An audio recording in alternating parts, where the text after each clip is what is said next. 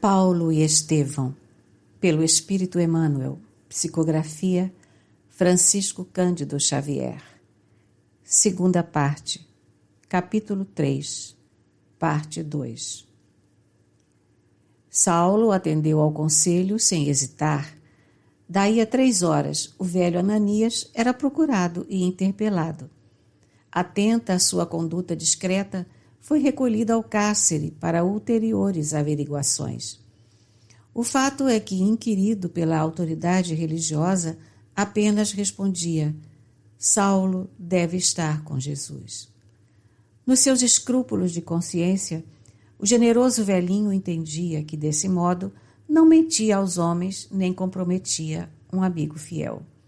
Depois de preso e incomunicável 24 horas, deram-lhe liberdade após receber castigos dolorosos. A aplicação de 20 bastonadas deixara-lhe o rosto e as mãos gravemente feridos. Contudo, logo que se viu livre, esperou a noite e, cautamente, encaminhou-se à choupana humilde onde se realizavam as prédicas do caminho. Reencontrando-se com o amigo, expôs-lhe o plano que vinha remediar a situação. Quando criança, exclamou Ananias prazeroso, assisti à fuga de um homem sobre os muros de Jerusalém. E como se recapitulasse os pormenores do fato, na memória cansada perguntou: Saulo, terias medo de fugir num cesto de vime? Por quê? Disse o moço sorridente. Moisés não começou a vida num cesto sobre as águas? O velho achou graça da alusão e esclareceu o projeto. Não muito longe dali havia grandes árvores junto dos muros da cidade. Alçaria o fugitivo no grande cesto e depois, com insignificantes movimentos, ele poderia descer do outro lado em condições de encetar a viagem para Jerusalém, conforme pretendia. O ex-rabino experimentou imensa alegria. Na mesma hora, a dona da casa foi buscar o concurso dos 3 irmãos de mais confiança.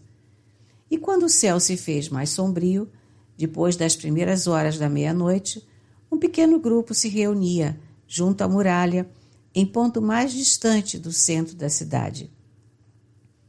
Saulo beijou as mãos de Ananias, quase com lágrimas. Despediu-se em voz baixa dos amigos, enquanto um lhe entregava volumoso pacote de bolos de cevada.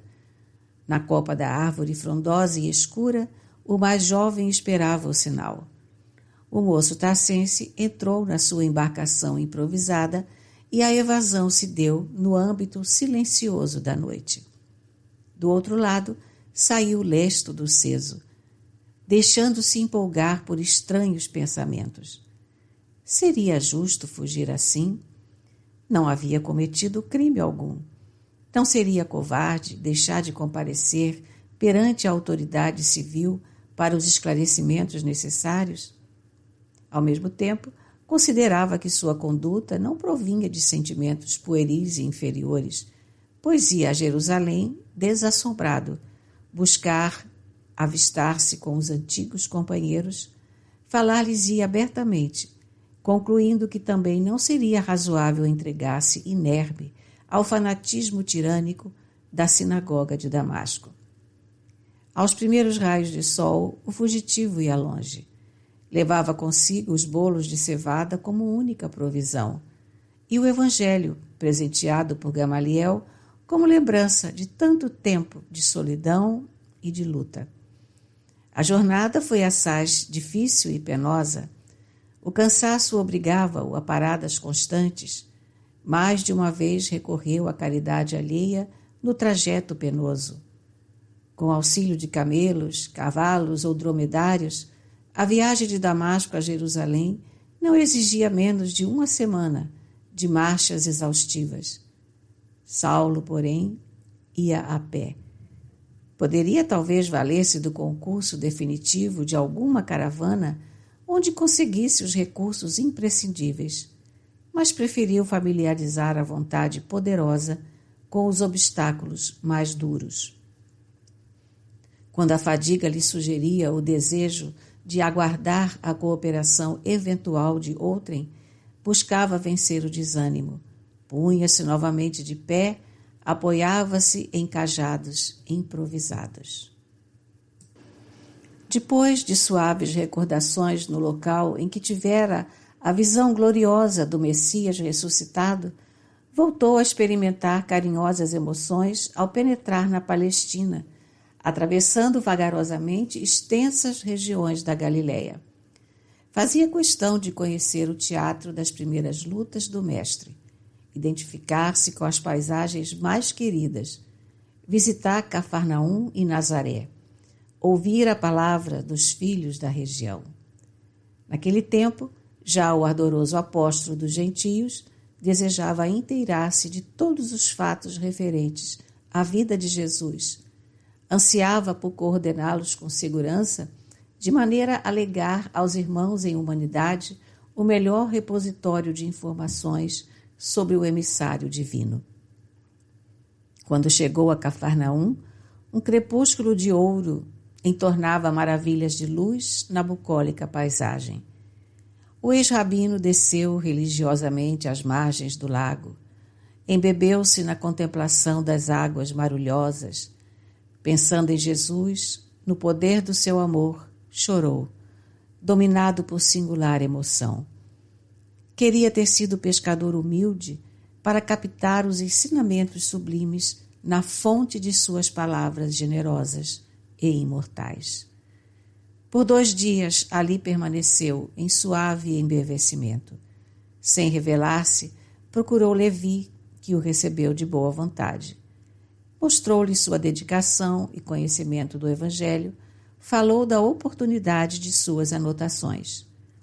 O filho de Alfeu alegrou-se ao contágio daquela palavra inteligente e confortadora. Saulo viveu em Cafarnaum horas deliciosas para o seu espírito emotivo. Fora o local das pregações do Mestre. Mais adiante, a casinha de Simão Pedro.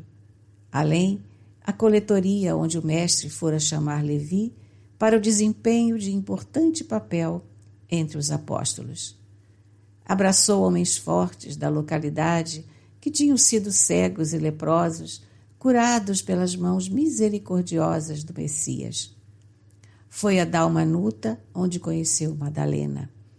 Enriqueceu o mundo impressalvo de suas observações, colhendo informes inéditos.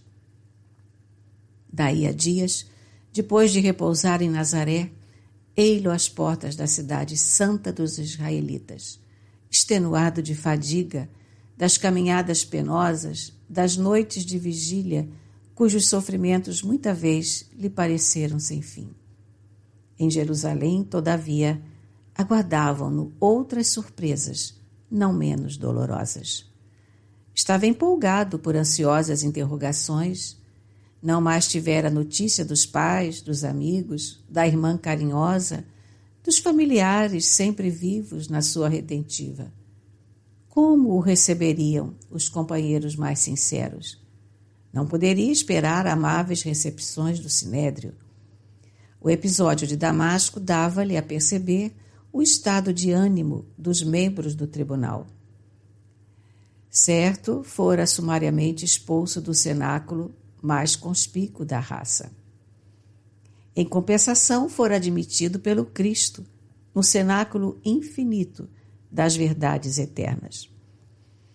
Dominado por essas reflexões, atravessou a porta da cidade, recordando o tempo em que, numa biga veloz, saía noutro lugar, buscando a casa de Zacarias, na direção de Jope. As reminiscências das horas mais venturosas da mocidade encheram-lhe os olhos de pranto. Os transeuntes de Jerusalém estavam longe de imaginar quem era aquele homem magro e pálido, barba grande e olhos encovados, que passava arrastando-se de fadiga.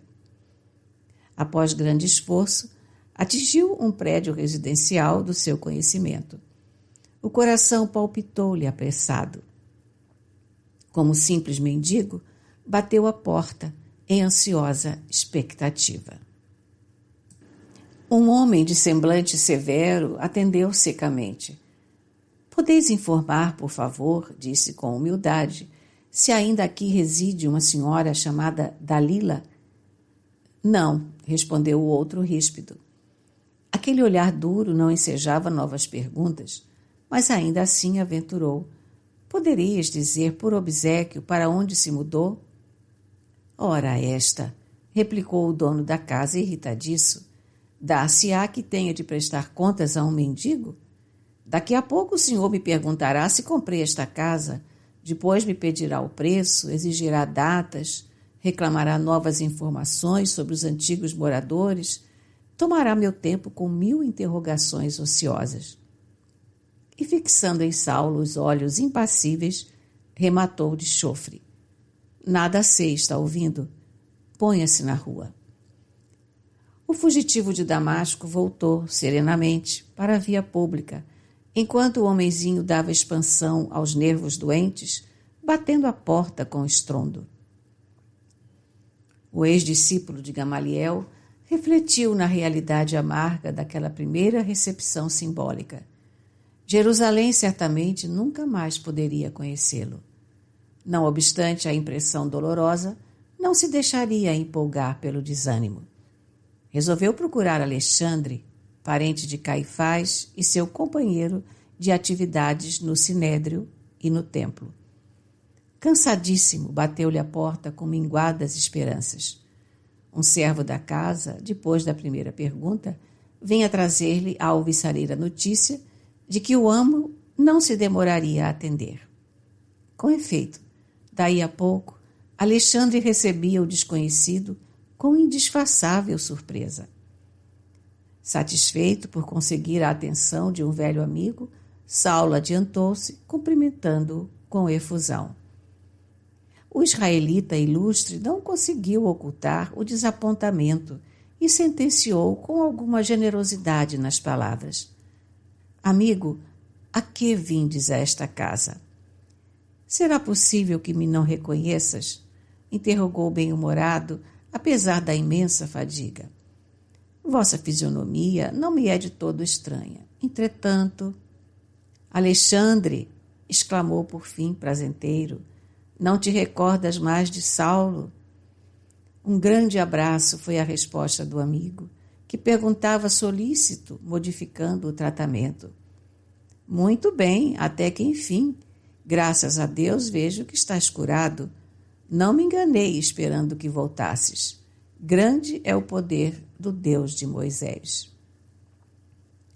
Saulo compreendeu de pronto a ambiguidade daquelas expressões. Sentindo dificuldade em fazer-se entendido, procurava o melhor meio de explicar-se com êxito, enquanto o amigo prosseguia. Mas que aspecto é este? Olha que mais pareces um beduíno do deserto. Dize-me, quanto tempo durou a enfermidade pertinaz? Saulo encheu-se de coragem e acentuou. Mas há engano com certeza. Ou estarás mal informado, porque nunca estive doente.